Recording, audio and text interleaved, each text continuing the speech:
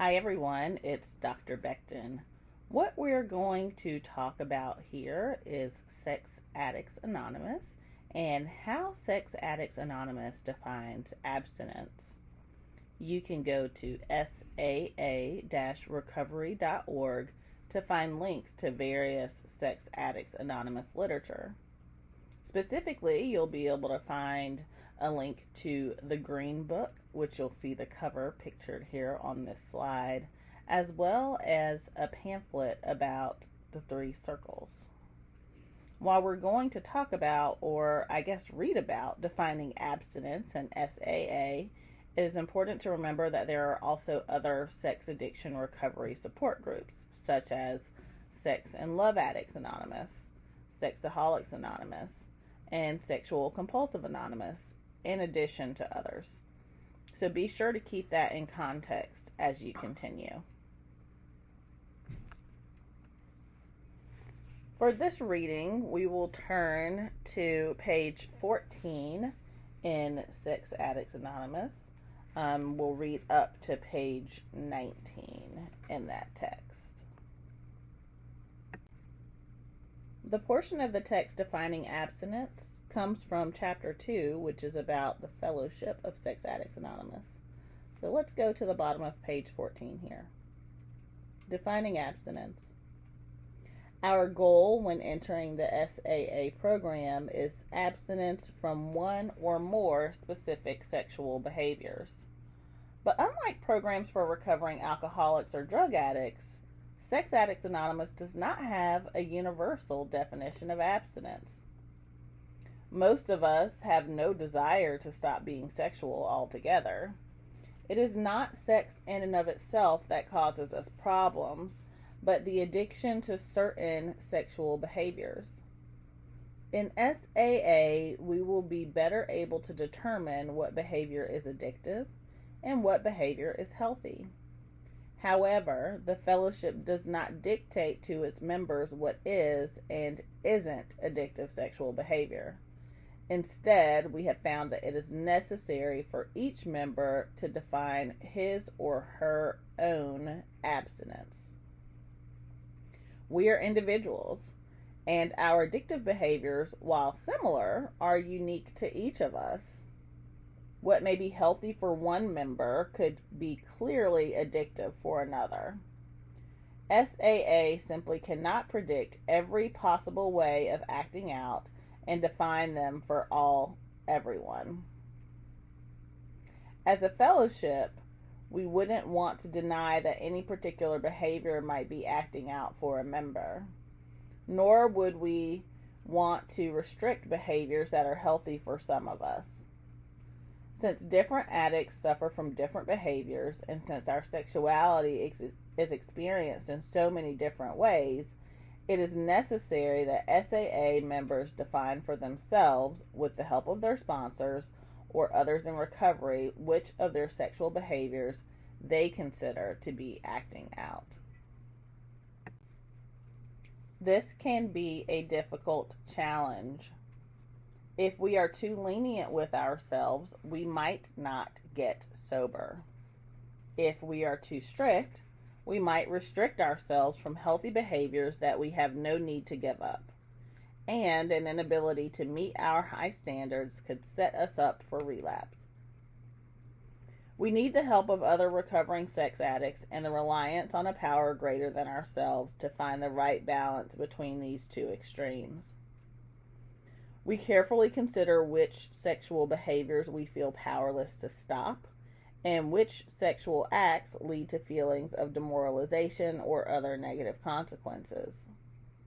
These are the addictive behaviors from which we seek to abstain. We also consider which sexual behaviors are acceptable to us or even experienced with a sense of gratitude and enjoyment. Our program acknowledges each individual's dignity and right to choose his or her own concept of healthy sexuality.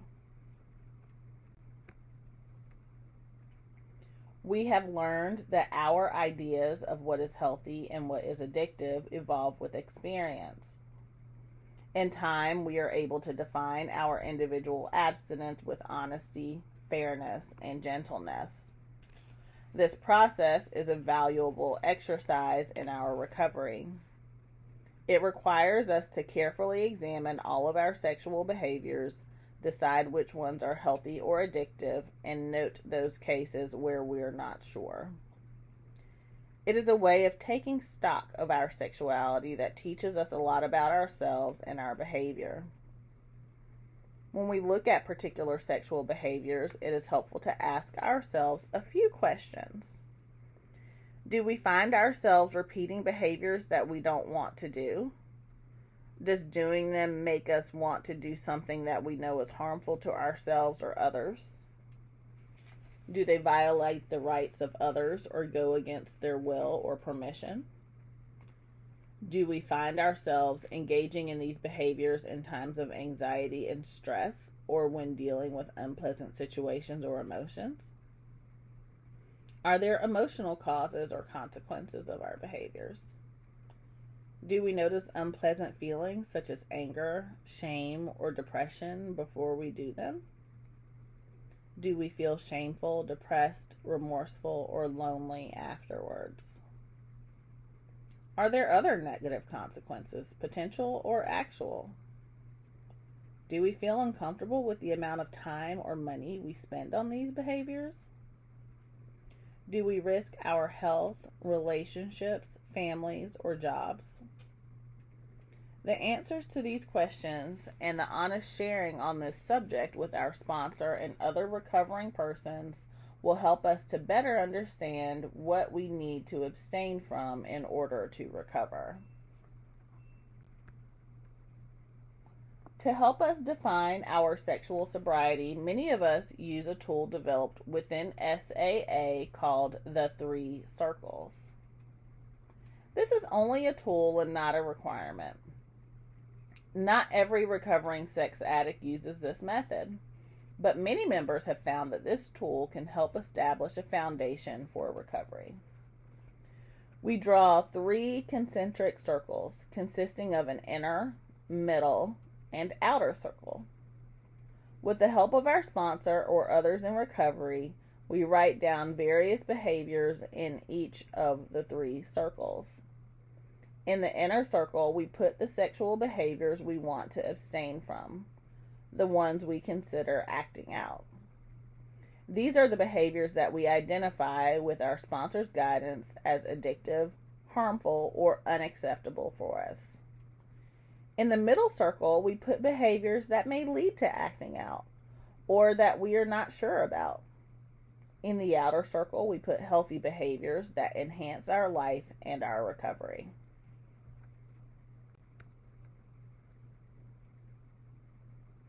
Our circles are not set in stone for all time. As our recovery progresses and we gain new understanding about ourselves and our addiction, we are free to add or delete behaviors, or move them from one circle to another in order to reflect new growth and insights. We have found, however, that changing our 3 circles should not be done on a whim, but only after careful consideration and prayer and with guidance from our sponsor and our groups. In the inner circle, we write down the sexual behaviors that we want to stop. Inner circle behaviors are the addictive sexual behaviors that brought us to SAA, the things that made us hit bottom in our disease. Some of us put certain behaviors in the inner circle simply because they lead to an addictive pattern that can cause us trouble. For example, we may put using pornography in our inner circle, or cruising, driving around, or otherwise looking for sexual possibilities. If we experience powerlessness over those behaviors and find that they fuel a desire to act out more or in destructive ways. Some of us may consider the same behaviors destructive and dangerous in their own right. We may, for instance, list pornography in our inner circle if it takes up all of our time, leads to isolation, loss of employment, or damaged relationships, or causes ill health or emotional problems. In the Sex Addicts Anonymous program, acting out can be defined as engaging in sexual behavior that we have put in our inner circle. Sexual sobriety, then, means abstaining from these inner circle behaviors. By the same token, relapse, or loss of sexual sobriety, means engaging in an inner circle behavior. When we define our inner circle or otherwise identify what acting out is for us, we eliminate possible confusion concerning our program and about what we mean when we use terms such as acting out or abstinence. This clarity helps us to be accountable to ourselves and to those who are helping us in our recovery. The middle circle helps us to avoid being perfectionists about our standards for sexual sobriety. In the middle circle, we identify behavior that is slippery for us or about which we are uncertain. Most of us come to SAA without really knowing what healthy sexuality is. We're usually uncertain about whether some behaviors are addictive or not. We place them in the middle circle until we can determine if they are compulsive or have negative consequences. If we put masturbation in the middle circle, for instance, we might look at how frequently we masturbate, what kinds of fantasies we use, whether we are masturbating in an appropriate location, and how we feel afterwards. If we become convinced that a behavior is addictive, we may then decide to move it to our inner circle. Slippery behaviors are things we do that make us vulnerable to acting out. For some of us, examples may include driving by places where we used to act out, flirting or intriguing, wearing revealing clothing, or watching TV for sexual content. We may fool ourselves into believing that we have a legitimate reason to be in a slippery situation, when in fact, this is part of an addictive pattern that can lead to inner circle behavior. Putting slippery behaviors in our middle circle is a way of warning ourselves when we are in danger of acting out. If we engage in middle circle behavior, we have not lost our sobriety, but it's a signal that we need to reach out to others and use the tools we have learned in SAA to get us back on track. It's also important to remember that what is slippery behavior for some may be acting out for others. We need to decide what feels right for us in this process rather than relying on comparisons with other members whose histories may not match our own. We may also put non-sexual behaviors in our middle circle that we know lead us to slippery states of mind, unhealthy behaviors that don't support our recovery. Examples may include isolating from people, missing meetings, overworking, and other potentially addictive behaviors such as drinking, gambling, or overeating. When we are new in the program, our sponsor may suggest that we put compulsive sexual behaviors that don't have obvious serious sexual consequences in our middle circle rather than our inner circle. This allows us to concentrate on our most destructive behaviors first. We might have been engaging, for instance, in illegal or life-threatening behaviors such as masturbating while driving or having anonymous sex in public places. Let us say that we were also masturbating to pornography in the privacy of our own home. A sponsor might suggest that we first stop the more dangerous behaviors. Once we've had time to get some support and we've started thinking more clearly, we may decide to put masturbation with pornography in our inner circle as well. Some of us, on the other hand, may find this gradual approach ineffective, and our sponsor may suggest putting all compulsive sexual behaviors in the inner circle from the start. Once again, there's no single correct way. Our special relationship with a sponsor helps us to work with the circles in a way that best fits our individual needs. The middle circle can be seen as a safety net. allowing us to walk the tightrope of abstinence without having a fear that a false step would necessarily be disastrous. We may also think of it as a warning track or a guardrail.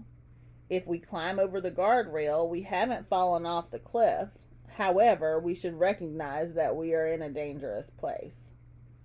Finally, we put those behaviors in the outer circle that we consider healthy, safe, and beneficial to our recovery.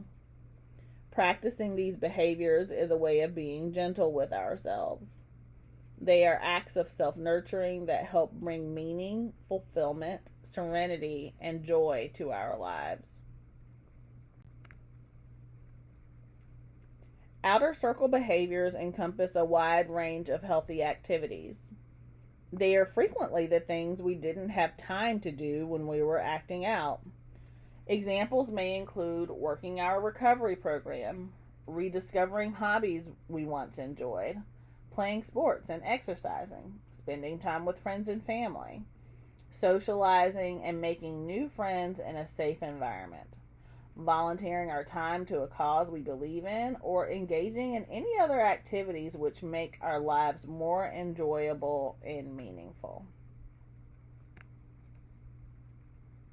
Most of us also include healthy sexuality in our outer circle. Healthy sexual behaviors are ones we choose that enhance our life, our recovery, our connection to others, and our spiritual life. Examples might include dating, safe and loving sex within a committed relationship, non-compulsive masturbation, taking a dance class, wearing attractive clothes, or enjoying affectionate touch. Throughout this process, it is extremely helpful to have the guidance of a sponsor or other more experienced members of the fellowship. Experience has shown that it is too difficult to sort through these issues by ourselves or to see through the denial that often obscures the truth about our behavior. With the help of other SAA members, we gain the awareness and sense of support that we need in order to move into recovery. Establishing our definition of abstinence helps to answer the what questions that face us when we enter SAA. What must we abstain from? What are our goals? But the crucial how questions still remain. How do we get sexually sober? How can we live differently than before so that we stay abstinent? The answers to these questions are contained in our spiritual program of recovery, the 12 Steps of Sex Addicts Anonymous. As a reminder, you can go to saa-recovery.org to get access to a PDF scrollable, searchable version of the Green Book, Sex Addicts Anonymous.